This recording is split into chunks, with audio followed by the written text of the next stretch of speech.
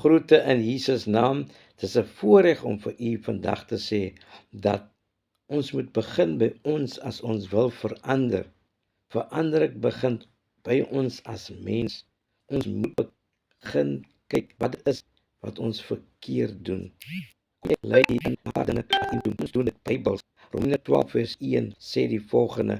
Nou wil ek julle baie ernstig vra, en dis apostel Paulus wat dit vra, liewe broers en susters, as julle dink aan alles wat God in sy groot ontferming vir julle gedoen het, gee dan julleself aan hom as 'n lewende en heilige offer. Lewende en heilige offer.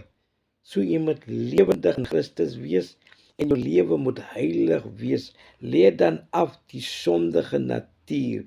En dan gaan hy voort. Hy sê, gee dan julleself aan hom as 'n lewende en heilige offer. Dit is die soort offer waarvan hy hou, dis is God, en wat julle diens aan God werklik sinvol maak. Amen. Dit maak sin as jy jou lewe vir God gee, heilig en onvoorwaardelik, sonder voorwaardes. Gee net vir God aan hom wat jy gebeloof het.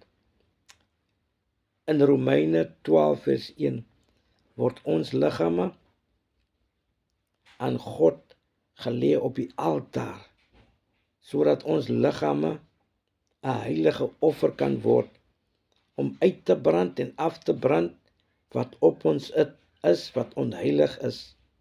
Daarom sê ek ook vir iemand, raak ontslaaf van die onheiligheid wat in jou lewe is, op jou lewe is en deur jou lewe werk.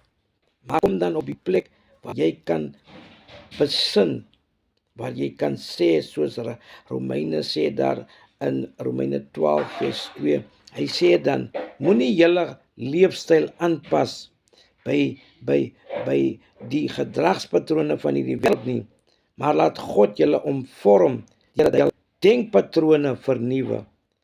Vernuwe jou denkpatrone, dink anders rondom wat jy wil doen en wat jy wil sê, want wat jy dink, so is dit ook in jou hart.